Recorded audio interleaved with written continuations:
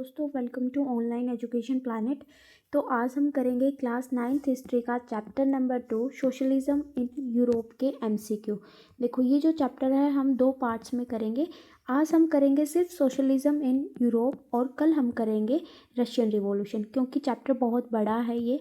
अगर हम पार्ट्स में करेंगे तभी हमारे सारे डाउट क्लियर होंगे। और जो भी आज हम कंप्लीट करेंगे सोशलिज्म इन यूरोप, उसमें मैं आपको पूरे एमसीक्यू के थ्रू पूरा चैप्टर रिवाइज करा दूंगी, जो कि आपके एग्ज़ाम के लिए बहुत ही हेल्पफुल रहेगी। तो मैं आपको बता दूं, मैंने क्लास वाइज और chapter wise NCERT MCQ series start कर रखी है। जो बच्चे टीसीटी सोशल साइंस की तैयारी कर रहे हैं वो हमारे चैनल के साथ जुड़ सकते हैं। तो आइए स्टार्ट करते हैं फर्स्ट क्वेश्चन के साथ। फर्स्ट क्वेश्चन है हमारा, what were the different political perspective in 19th century Europe. 19वीं सदी के यूरोप में विभिन्न राजनीतिक दृष्टिकोण क्या थे। इस क्वेश्चन के अंतर्गत पूछा है कि 19th सेंचुरी के अंतर्गत यूरोप में क्या चीज़ें चल रही थी। ठीक है, फर्स्ट ऑप्शन है कंजर्वेटिव, लिबरल और रेडिकल, यानी रूढ़िवाद, उदारवादी या फिर उग्रवादी। सेकंड ऑप्शन है समाजवादी और साम्यवादी। थर्ड ऑप्शन है राजतंत्रवादी और तानाशाह। और फोर्थ ऑप्शन है लोकतांत्रिक और फासीवाद। इसमें पूछा है कि यूरोप के अंतर्गत 19th सेंचुरी में कैसा समाज था। तो मैं आपको बता दूं, यूरोप के अंतर्गत जो है 19th सेंचुरी के अंतर्गत वहाँ की जो सोसाइटी थी, समाज था, वो 3 टाइप का था। कौन कौन सा था? एक था लिबरल, ठीक है, एक था रेडिकल और एक था कंजर्वेटिव। ठीक है, ये 3 तरह के लोग जो है यूरोप के अंतर्गत रहते थे। ठीक है, इन्हें मैं डिटेल में भी बताऊंगी। जैसे जैसे हम क्वेश्चन करेंगे तो आपको समझ आ जाएगा लिबरल कौन थे, रेडिकल कौन थे और कंजर्वेटिव कौन थे। अभी आपको सिर्फ इतना याद करना है कि 19th सेंचुरी के अंतर्गत जो है यूरोपियन सोसाइटी 3 क्लासेस में विभाजित थी। कुछ कंजर्वेटिव थे, कुछ लिबरल थे और कुछ रेडिकल थे, यानी हमारा ऑप्शन नंबर फर्स्ट जो है हो जाएगा। नेक्स्ट क्वेश्चन है, how did liberal differ from radicals. उदारवादी उग्रवादियों से कैसे अलग थे। देखो आपको ना कंफ्यूज नहीं होना है। ये देखो, लिबरल को तो बोलेंगे हम उदारवादी और रेडिकल को बोलेंगे उग्रवादी, लेकिन एनसीईआरटी के अंतर्गत इसको परिवर्तनवादी भी बोला गया है। क्या बोला गया है? परिवर्तनवादी। तो आपको कंफ्यूज नहीं होना है। ठीक है, तो अब हम जानेंगे कि जो उदारवादी थे वो परिवर्तनवादी यानी रेडिकल से कैसे अलग थे। तो हम दोनों की विशेषताएं देखते हैं। सबसे पहले हम जानेंगे लिबरल्स के बारे में, यानी उदारवादी कैसे थे। देखो, जो लिबरल लोग थे वो चाहते थे कि एक ऐसा समाज हो, एक ऐसा नेशन हो जिसमें हर रिलीजन को रिस्पेक्ट मिले, यानी हर धर्म को जो है रिस्पेक्ट मिले। एक तो ये पॉइंट, जो पॉइंट मैं आपको बताऊंगी बिल्कुल एनसीईआरटी बेस बताऊंगी और आपका एक भी पॉइंट मिस नहीं होगा। ठीक है, देखो, तो लिबरल थे वो ऐसा समाज चाहते थे कि जिसमें हर रिलीजन की रिस्पेक्ट हो। दूसरा, वो चाहते थे कि कोई भी डायनेस्टी रूलर ना हो। क्या ना हो? Dynasty ruler. इसे क्या बोलेंगे? कोई भी राजतंत्र ना हो। राजतंत्र क्या होता है? जहाँ पर मतलब राजा का शासन होता है, राजा के बाद उसके पुत्र का होता है, फिर उसके पुत्र का, यानी ये पीढ़ी दर चलता रहता है। तो जो लिबरल लोग थे, उदारवादी थे, वो चाहते थे कि हर धर्म की जो है रिस्पेक्ट करे, हर कोई हर रिलीजन की धर्म करे, यानी हर धर्म के लोग जो है मिलजुल कर रहे और कोई भी राजतंत्र इसके अंतर्गत ना हो। तीसरी इनकी विशेषता थी कि जो भी गवर्नमेंट बने ना वो चुनकर बने, यानी कि इलेक्टेड गवर्नमेंट हो। ठीक है, इलेक्टेड गवर्नमेंट हो, लेकिन वो उसे हम डेमोक्रेटिक नहीं बोल सकते, यानी लोकतांत्रिक सरकार ये नहीं चाहते थे, लेकिन ये चाहते थे कि सरकार जो है चुनी जाए। तो वो लोकतांत्रिक कैसे नहीं चाहते थे? क्योंकि इन्होंने जो है वुमेन्स को राइट देने से मना कर दिया था। ठीक है, तो यहाँ पर हम पूरी तरह से इसे लोकतांत्रिक नहीं बोल सकते। इनका मानना था कि जिन मैन के पास प्रॉपर्टी है सिर्फ वही जो है सरकार बनाने में अपना योगदान दे या फिर वोट दे। ठीक है, और एक वो चाहते थे कि जो लोगों के राइट्स हैं उनको सुरक्षित किया जाए। ठीक है, तो एक बार मैं लिबरल का आपको समअप करा देती हूँ। वो ऐसा समाज चाहते थे जहाँ पर हर धर्म के लोग आपस में मिलजुल कर रहे, यानी एक दूसरे धर्म की जो है रिस्पेक्ट करे, राजतंत्र ना हो, राजा का शासन ना हो, गवर्नमेंट जो हो इलेक्टेड हो, चुनी गई हो, लेकिन उनके द्वारा चुनी गई हो, जो कि मैन मैन के द्वारा हो और जो कि जिनके पास जो प्रॉपर्टी हो, ठीक है। और वुमेन को उन्होंने वोटिंग राइट्स नहीं दिए थे, तो इसको हम पूरी तरह से डेमोक्रेटिक नहीं कह सकते, यानी लोकतांत्रिक नहीं कह सकते। तो लिबरल का आपको समझ में आ गया होगा। अब हम देखेंगे कि रेडिकल्स क्या बोलते हैं, रेडिकल्स की क्या सोच थी। अब देखो यहाँ पर बता देती हूँ मैं, ताकि आपको अच्छे से समझ आ जाए। अब हम जानेंगे रेडिकल्स के बारे में। रेडिकल को हिंदी में परिवर्तनवादी बोलते हैं, ठीक है। बार बार मैं हिंदी वर्ड नहीं बता पाऊँगी क्योंकि थोड़ा सा इंग्लिश का टच है। तो रेडिकल को हम परिवर्तनवादी बोलते हैं। रेडिकल्स क्या थे, ये चाहते थे कि गवर्नमेंट ऐसी बने जो कि मेजोरिटी ऑफ पॉपुलेशन हो, यानी जनसंख्या के अंतर्गत जिनकी बहुमत ज़्यादा है वो अपनी सरकार चलाए, यानी मेजोरिटी ऑफ पॉपुलेशन हो, मेजोरिटी ऑफ पॉपुलेशन हो, यानी वो लोग शासन करें जो कि बहुमत में ज़्यादा है, ठीक है। और दूसरी ये चाहते थे कि जिन जैसे आपने पढ़ा था फ्रांस के अंतर्गत लोगों को कुछ जन्मसिद्ध अधिकार थे, जैसे जो फर्स्ट एस्टेट थी और सेकंड एस्टेट थे उन्हें कोई भी टैक्स पे नहीं करना पड़ता था। तो ये उन चीज़ों के खिलाफ थे, यानी किसी को भी विशेष अधिकार ना मिले, यानी प्रिविलेज यानी विशेष अधिकार के बिल्कुल खिलाफ थे। किसी को भी कोई भी विशेष अधिकार ना मिले, और जितनी भी संपत्ति है यानी सारी की सारी संपत्ति किसी एक के पास ना हो, ठीक है। प्राइवेट प्रॉपर्टी के विरोध नहीं थे, यानी कि देखो एक मिनट में आपको समझाती हूँ। प्राइवेट प्रॉपर्टी के ये विरोध में नहीं थे, लेकिन ये चाहते थे कि मतलब सारी की सारी संपत्ति किसी एक के पास ना हो, ठीक है। और ये इनकी एक खास बात ये है कि इन्होंने वुमेन्स के वोटिंग राइट की बात की है। किसकी बात की है? वुमेन्स के वोटिंग राइट की बात, ठीक है। तो मैंने रेडिकल आपको बता दिया, लिबरल मैंने अभी बताया है। देखो एक बार दोबारा से सम अप कर लेते हैं चीज़ों को। रेडिकल चाहते थे कि ऐसे लोगों का शासन हो जो कि लोग संख्या में ज़्यादा है, यानी मेजोरिटी ऑफ पॉपुलेशन का शासन हो।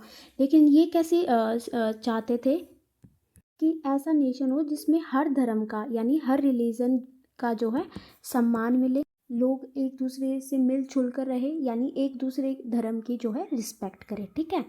इस लिबरल चाहते थे कि कोई भी राजा का तंत्र ना हो, यानी डायनेस्टी रूलर वहाँ पर ना हो। तीसरा ये चाहते थे कि सरकार तो मतलब इलेक्टेड तो पार्लियामेंट हो, यानी गवर्नमेंट हो वो तो इलेक्टेड हो, लेकिन जो वुमेन्स थे उनको वोटिंग राइट नहीं दी थी, सिर्फ मैन को वोटिंग राइट दी थी। इसलिए हम इन्हें जो है डेमोक्रेटिक नहीं कह सकते। तो यहाँ पर मैंने बिल्कुल कंप्लीट बता दिया है रेडिकल का और लिबरल का। आइए हम ऑप्शन देखते हैं। ऑप्शन में क्या था? ऑप्शन में ये था कि उदारवादी परिवर्तनवादी से कैसे अलग थे। फर्स्ट ऑप्शन है liberal wanted monarchy, radical opposed it. उदारवादी राजाशाही चाहते थे, उग्रवादी इसका विरोध करते थे। तो ऐसा तो कोई सा भी नहीं चाहता था, ना लिबरल चाहते थे ना ही रेडिकल चाहते थे। जो ये रेडिकल्स बंदे थे, उग्रवादी थे, ये चाहते थे कि जो चेंज होना वो मतलब अभी हो जाए सब कुछ, ठीक है। नेक्स्ट है liberal supported gradual reform, radical wanted immediate change. उदारवादी धीरे धीरे सुधार का समर्थन करते हैं और उग्रवादी तुरंत बदलाव चाहते हैं। नेक्स्ट ऑप्शन देखते हैं। Liberal opposed all form of change, radical support them. Liberal जो है सभी प्रकार के बदलावों का विरोध करते थे, उग्रवादी उनका समर्थन करते। तो ऐसा कुछ भी नहीं था। Liberal believed in socialism, radical did not. तो ऐसा भी कुछ नहीं था। तो हमारा आंसर क्या हो जाएगा? जो ये रेडिकल्स थे वो चाहते थे कि जल्दी से जल्दी जो है समाज के यानी सोसाइटी के अंतर्गत चेंज हो जाए। तो हमारा आंसर हो जाएगा ऑप्शन नंबर 2। नेक्स्ट क्वेश्चन है what did conservative in 19th century believe. 19वीं सदी में रूढ़िवादी क्या मानते थे? दो हमने पढ़ ली है, लिबरल पढ़ लिए है, रेडिकल पढ़ लिया है। अब मैं आपको बताती हूँ कंजर्वेटिव कैसे थे। कंजर्वेटिव क्या कैसे थे? ये चाहते थे कि जो इनकी पुरानी परंपराएं हैं वो बची रहनी चाहिए, यानी वो ट्रेडिशनल कल्चर चाहते थे, यानी जो उनकी पुरानी परंपराएं हैं वो बची रहें, ठीक है। वो चाहते थे सोसाइटी के अंतर्गत चेंज हो, लेकिन धीरे धीरे चेंज हो, ठीक है। चेंज के खिलाफ नहीं थे, लेकिन क्या चाहते थे कि जो मतलब ये जो है लिबरल और रेडिकल के बिल्कुल विरोधी थे। तो कभी क्वेश्चन बने कि जो कंजर्वेटिव थे वो किसके विरोध में थे, लिबरल और रेडिकल में। वो दोनों चाहते थे कि परिवर्तन हो जाए समाज के अंतर्गत, लेकिन ये कंजर्वेटिव थे, ये चाहते थे परिवर्तन तो चाहते थे लेकिन अपनी परंपराएं भी बचाना चाहते थे। ठीक है, और जो इनका अतीत है उनको सम्मान करते थे, यानी अपनी अतीत के अंतर्गत ये अपनी जो भी इनका अतीत है, जो भी इनकी कल्चर है, ठीक है, जो भी परंपरा है, उसमें ये बहुत ज़्यादा विश्वास करते थे। वो चाहते थे कि ये तो हमारी बनी रहे और जो भी चेंज हो वो धीरे धीरे हो। ठीक है, नेक्स्ट क्वेश्चन पे चलते हैं। सॉरी, इसका हम आंसर कर लेते हैं कि रूढ़िवादी क्या मानते थे। They wanted to save the traditional culture, मैंने अभी बताया वो अपनी पारंपरिक संस्कृति को बचाना चाहते थे, बिल्कुल ठीक है। नेक्स्ट है they wanted radical and immediate change, वे त्वरित और क्रांतिकारी बदलाव चाहते थे। तो ये गलत हो जाएगा, ये कौन चाहते थे, ये रेडिकल चाहते थे। ठीक है, नेक्स्ट है they accepted some change but prefer it to be gradual, उन्होंने कुछ बदलाव स्वीकार किया लेकिन इसे धीरे धीरे होना पसंद किया। तो ये ठीक है, वो बदलाव चाहते थे लेकिन धीरे धीरे, और बदलाव भी ऐसा चाहते थे जिनसे उनके जो कल्चर है, जो ट्रेडिशन है, वो बचा रहे। ठीक है, नेक्स्ट है they believed in overthrowing the monarchy, वे राजाशाही को उखाड़ फेंकने में विश्वास करते थे। तो ऐसा भी जो है ये रूढ़िवादी लोग नहीं चाहते थे। तो हमारा आंसर हो जाएगा कि वो पारंपरिक संस्कृति को बचाना चाहते थे और उन्होंने कुछ बदलाव स्वीकार किए लेकिन धीरे धीरे, यानी ए और सी जो है हमारा आंसर हो जाएगा, यानी ऑप्शन नंबर 2। नेक्स्ट क्वेश्चन पे चलते हैं। What was the goal of radical in the 19th century, 19th century में उग्रवादियों का क्या लक्ष्य था। तो आइए देखते हैं। The government should be formed by those people who are in majority of population, सरकार उन लोगों द्वारा बनाई जानी चाहिए जो संख्या में बहुसंख्यक है। बिल्कुल ठीक है, रेडिकल यही चाहते थे कि मेजोरिटी ऑफ पॉपुलेशन जो है गवर्नमेंट बनाए।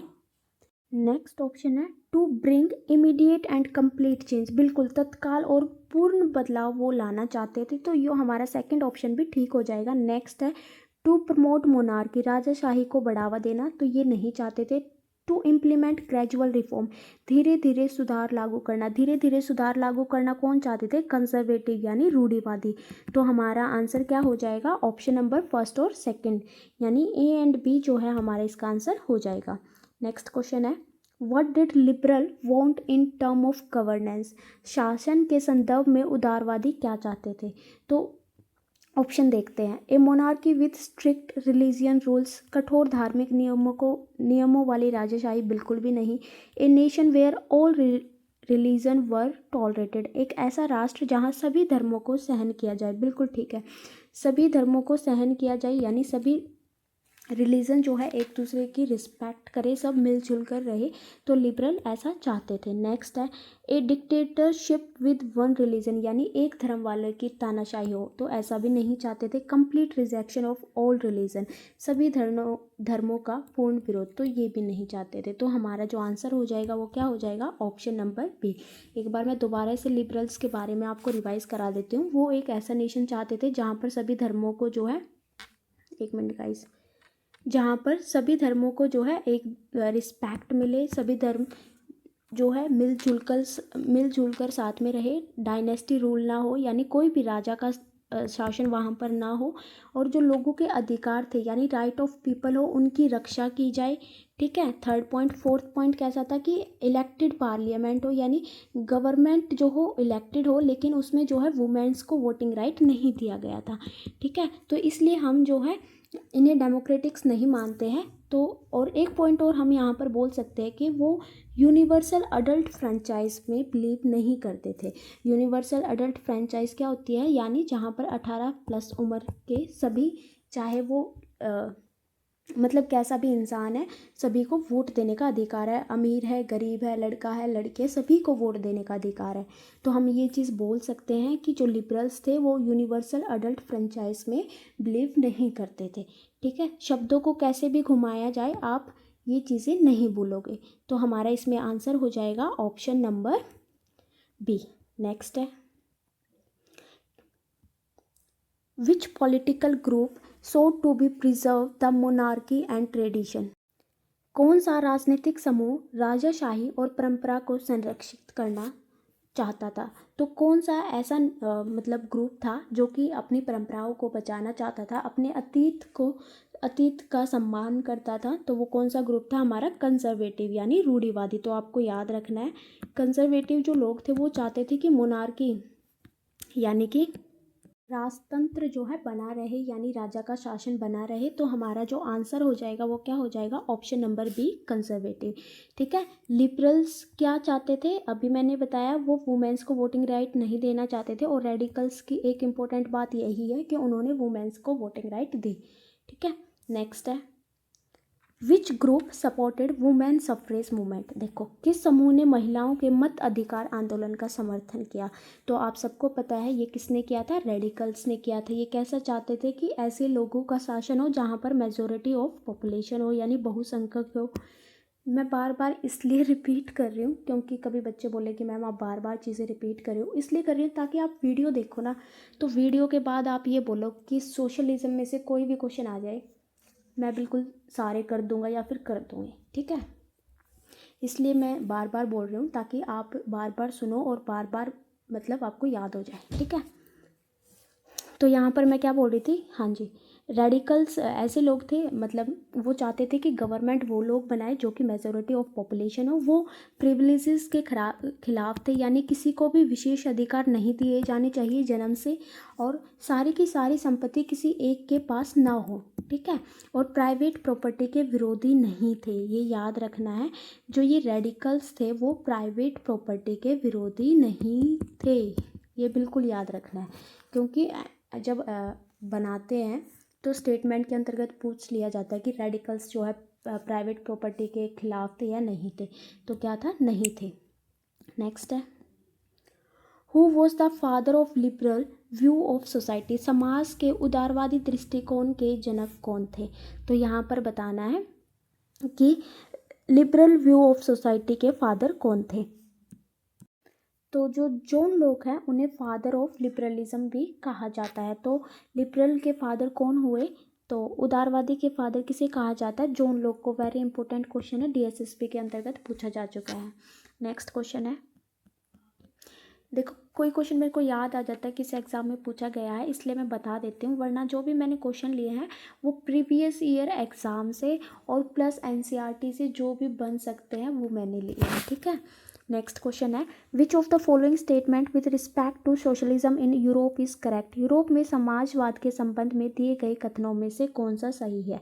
देखो, सबसे पहले हम समझेंगे कि सोशलिज्म क्या होता है, समाजवाद क्या होता है। एक चीज़ मैं आपको बता देती हूँ, वो मुझे पहले बता देना चाहिए था लेकिन अभी बता देती हूँ, उस टाइम याद नहीं रहा मेरे को। देखो, जो यूरोप सोसाइटी थी, जो यूरोप था, उसके अंतर्गत जो है सोशलिज्म नहीं था। यूरोप के अंतर्गत तो क्या था? कैपिटलिज्म था। क्या था? कैपिटलिज्म यानी पूंजीवाद था। लेकिन यूरोप के अंतर्गत जो रशिया था उसके अंतर्गत जो है सोशलिज्म था। ठीक है। तो सोशलिज्म की शुरुआत कहाँ से हुई थी? रशिया से हुई थी, ये आपको याद रखना है। और सोशलिज्म के जनक किसको माना जाता है? कार्ल मार्क्स को माना जाता है। किसको? कार्ल मार्क्स को माना जाता है। ठीक है। और अब हम जानते हैं कि सोशलिज्म क्या होता है। देखो, ये दो टर्म होते हैं, एक तो सोशलिज्म होता है, एक कैपिटलिज्म होता है। कैपिटल क्या होता है? कैपिटलिज्म में जो भी काम होता है वो प्रॉफिट के लिए करते हैं। ठीक है। यानी इसमें जो है गवर्नमेंट का कोई भी हस्तक्षेप नहीं रहता है। लेकिन सोशलिज्म के अंतर्गत जो है लोगों के भले के लिए काम किया जाता है। यानी फॉर एग्जांपल, जैसे कोई भी प्रोडक्ट है, कैपिटलिज्म है, वो वाले लोग तो इसलिए बनाएंगे ताकि उन्हें प्रॉफिट हो। ठीक है। लेकिन सोशलिज्म वाले लोग वो प्रोडक्ट बनाएंगे जो कि ज़्यादा जनता को चाहिए, जिसको ज़्यादा नीड है, यानी लोगों के भले के लिए काम करते हैं सोशलिज्म वाले। ठीक है। तो ये दो तरह की गवर्नमेंट थी। अब हम अपने टॉपिक पर आते हैं। देखो, यहाँ पर सोशलिज्म का क्या अर्थ है, यानी सोशलिज्म क्या था, समाजवाद क्या था? ये जो है प्राइवेट प्रॉपर्टी के बिल्कुल खिलाफ थे। यानी ये मानते थे कि लोगों के पास प्राइवेट प्रॉपर्टी बिल्कुल भी नहीं होनी चाहिए, क्योंकि वो फिर जिनके पास प्राइवेट प्रॉपर्टी होती है वो गरीब लोगों का शोषण करते हैं। इसलिए प्राइवेट प्रॉपर्टी के बिल्कुल खिलाफ थे। ये चाहते थे कि ऐसा समाज हो जहाँ पर सब कुछ जो है इक्वली डिस्ट्रीब्यूटेड हो, यानी सब कुछ जो है सबको इक्वली मिले, कोई भी ऊंच नीच उस समाज के अंतर्गत ना हो। ठीक है। तो ये हमारा सोशलिज्म था, यानी समाजवाद था।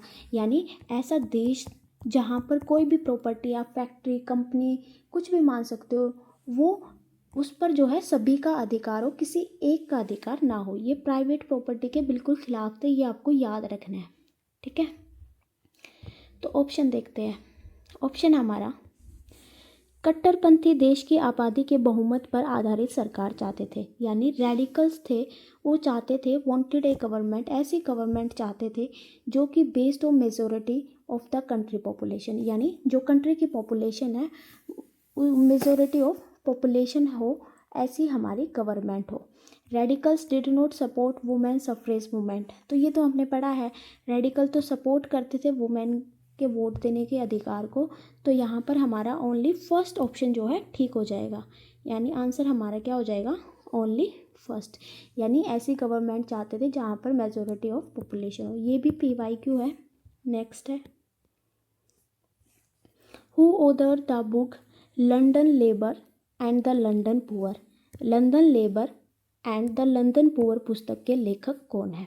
तो ये कौन है, हेनरी मेयर।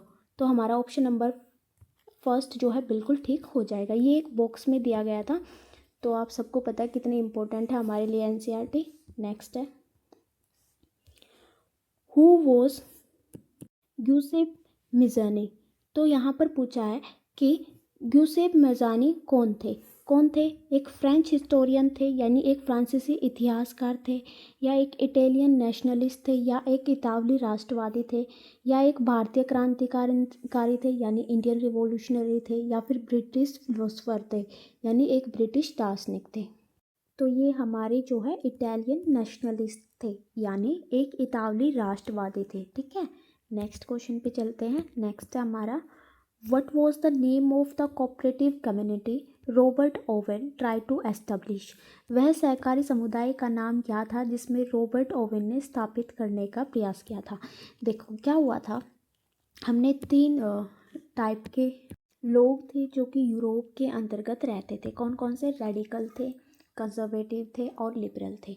फिर क्या हुआ था, वहाँ पर धीरे धीरे जो है औद्योगिक क्रांति आने लगी थी, यानी इंडस्ट्रियल सोसाइटी आने लगी थी, ठीक है। इंडस्ट्रियल रिवॉल्यूशन आया था। सबसे पहले इंडस्ट्रियल रिवॉल्यूशन कहाँ पर आया था? ब्रिटेन के अंतर्गत आया था। ये भी आपको याद रखना है, कहाँ पर आया था? ब्रिटेन के अंतर्गत आया था। PYQ है, कहीं पर पूछा गया है, ठीक है। तो नए नए इंडस्ट्रियल रिवॉल्यूशन के नए नए ट्रेंड आने लगे थे, नई नई सिटी बनने लगी थी, इंडस्ट्रियल जो औद्योगिक क्षेत्र था वो डेवलप होने लगा था, रेलवे मतलब रेलवे एक्सपेंशन होने लगा था। लेकिन वहाँ पर एक प्रॉब्लम आ रही थी। क्या आ रही थी? लोगों से इंडस्ट्रीज़ के अंतर्गत जो है ज़्यादा काम करवाया जाता था, और उनको जो वेजेस थी, तनख्वाह थी, वो बहुत ही ज़्यादा कम दी जाती थी, और वहाँ पर जो है सैनिटरी और हाउसिंग की बहुत ही ज़्यादा प्रॉब्लम थी, ठीक है। फिर जो ये सारी प्रॉब्लम थी लोगों की कि काम ज़्यादा करवाया जा रहा है और उनके बदले में उनकी जो कंडीशन है, मतलब घंटों घंटों काम कराया जाता था, और जो तनख्वाह थी वो बहुत ही कम थी। तो इनकी प्रॉब्लम को सॉल्व करने के लिए जो लिबरल्स थे और रेडिकल थे वो सामने आए थे। कौन आए थे? लिबरल और रेडिकल्स जो है सामने आए थे। फिर वहाँ पर जो है अलग अलग थिंकर्स ने जो है अपने विचार प्रस्तुत किए, और मतलब अब देखते हैं कि थिंकर्स ने मतलब कैसी सोसाइटी बनाने की बातें की है, ठीक है। तो मैंने आपको बता दिया कि विचार क्यों आए थे, क्योंकि वहाँ पर जो इंडस्ट्रियल रिवॉल्यूशन सोसाइटी में चेंज हो रहा था, उसकी वजह से जो वर्कर्स की हालत थी वो बहुत ज़्यादा ख़राब थी, और जो उनके सपोर्टर थे वो कौन थे? लिबरल और रेडिकल्स, ठीक है। ये आपको याद रखना है। तो एक हमारे थिंकर थे, उन्होंने क्या कहा था कि कोऑपरेटिव कम्युनिटी बनाओ। कौन थे वो? Robert oven. तो इन्होंने इस क्वेश्चन के अंदर पूछा है कि वह सहकारी समुदाय यानी ऐसी कोऑपरेटिव कम्युनिटी का क्या नाम था जिसे रॉबर्ट ओवन जो है स्थापित करना चाहते थे। तो वो कौन सी समिति जो है कम्युनिटी स्थापित करना चाहते थे? New harmony Indiana. कहाँ पर? न्यू हार्मनी, इसका पूरा नाम था न्यू हार्मनी इंडियाना, ठीक है। ये कैसी कम्युनिटी थी? कोऑपरेटिव कम्युनिटी, जो कि रॉबर्ट ओवन चाहते थे, यानी जो लोग हैं वो साथ मिलकर काम करें, और जो भी प्रॉफिट हो वो उसे वो इक्वल डिवाइड कर ले आपस में, ठीक है। ऐसी सोसाइटी जो है रॉबर्ट ओवन चाहते थे। एक बार मैं दोबारा बता देती हूँ कि रॉबर्ट ओवन जो है ऐसी कोऑपरेटिव, देखो कोऑपरेट का मतलब ही क्या होता है, साथ मिलजुल कर काम करना।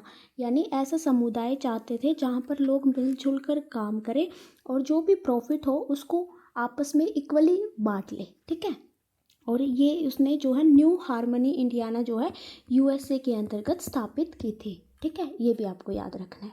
नेक्स्ट है Robert Owen was the first to use word socialist in his cooperative magazine। यानी जो रॉबर्ट ओवन थे उन्होंने जो है सोशलिस्ट शब्द का क्या सोशलिस्ट शब्द का सबसे पहले यूज़ किया था। एक तो आपको ये याद रखना है, और कहाँ पर यूज़ किया गया था, इनकी मैगज़ीन का क्या नाम था, कोऑपरेटिव मैगज़ीन के अंतर्गत, कोऑपरेटिव मैगज़ीन के अंतर्गत। और कब किया गया था, 1827 के अंतर्गत किया गया था। तो सबसे पहले सोशलिस्ट शब्द का यूज़ जो है रॉबर्ट ओवेन द्वारा किया गया था कोऑपरेटिव मैगज़ीन के अंतर्गत, और 1827 के अंतर्गत। ये हमारा PYQ है। नेक्स्ट है what did Karl Marx believe worker need to be free themselves from exploitation. मतलब यानी कार्ल मार्क्स किस चीज़ में विश्वास करते थे कि जो वर्कर है उनका शोषण जो है ख़त्म हो जाए, और उस शोषण से फ्री होने के लिए यानी मुक्त होने के लिए उन्हें क्या करना चाहिए। ठीक है, तो आइए देखते हैं। फर्स्ट ऑप्शन है स्ट्रेंथन प्राइवेट प्रॉपर्टी, यानी प्राइवेट प्रॉपर्टी को मजबूत कर देना चाहिए, या फिर overthrown capitalism and private property, यानी कैपिटलिज्म यानी पूंजीवाद को उखाड़ फेंक देना चाहिए और प्राइवेट प्रॉपर्टी को उखाड़ फेंक देना चाहिए, या फिर इंक्रीज इंडस्ट्रियल प्रोडक्टिविटी, या फिर औद्योगिक उत्पाद बढ़ा देना चाहिए, या फिर कोऑपरेट विद कैपिटलिस्ट, या जो कैपिटलिस्ट लोग थे, कैपिटलिस्ट लोग कौन से थे, पूंजीवाद लोग, जिनके पास देखो पूंजीवाद, पूंजी से ही पता है जिनके पास धन होगा। ये बड़ी बड़ी फैक्ट्रियों के मालिक थे कि कोऑपरेट करना चाहिए उनके साथ। देखो ये जो हमारे कार्ल मार्क्स थे, एक मिनट गाइस, देखो ये जो हमारे कार्ल मार्क्स थे इनके साथ इनके एक दोस्त थे जो कि हमेशा साथ में नाम लिया जाता है इनका, फ्रेडरिक, एक सेकेंड,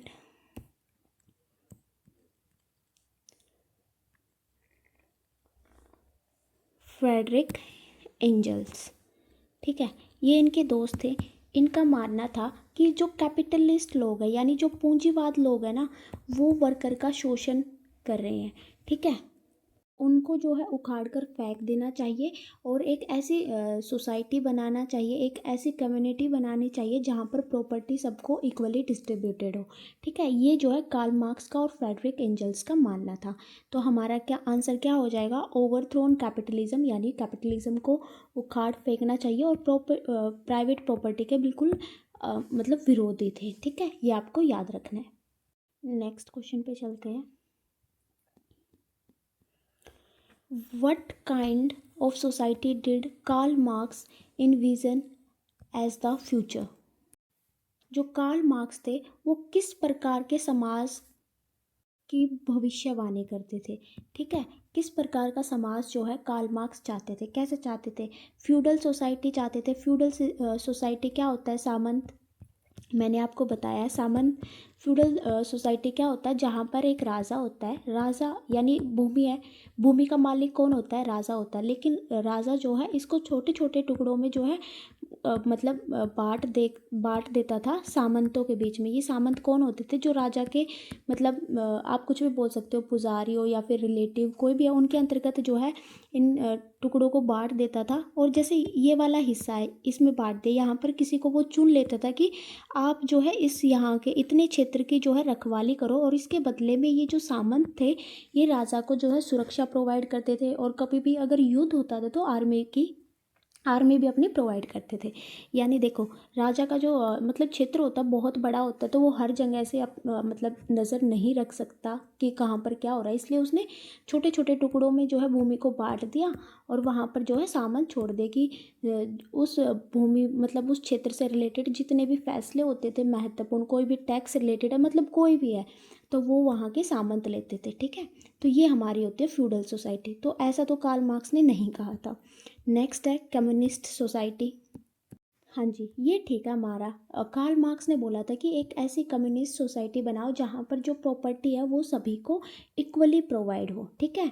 यानी प्रॉपर्टी जो है सोशली कंट्रोल हो। इसको हिंदी में क्या बोलेंगे, साम्यवादी समाज की जो कल्पना थी वो किसने की थी, कार्ल मार्क्स के द्वारा की गई थी। कैपिटलिस्ट सोसाइटी यहाँ जहाँ पर जो है पूंजीवादों की जो है सत्ता रही, तो ऐसा भी नहीं है, ठीक है। तो हमारा आंसर क्या हो जाएगा, कम्युनिस्ट सोसाइटी।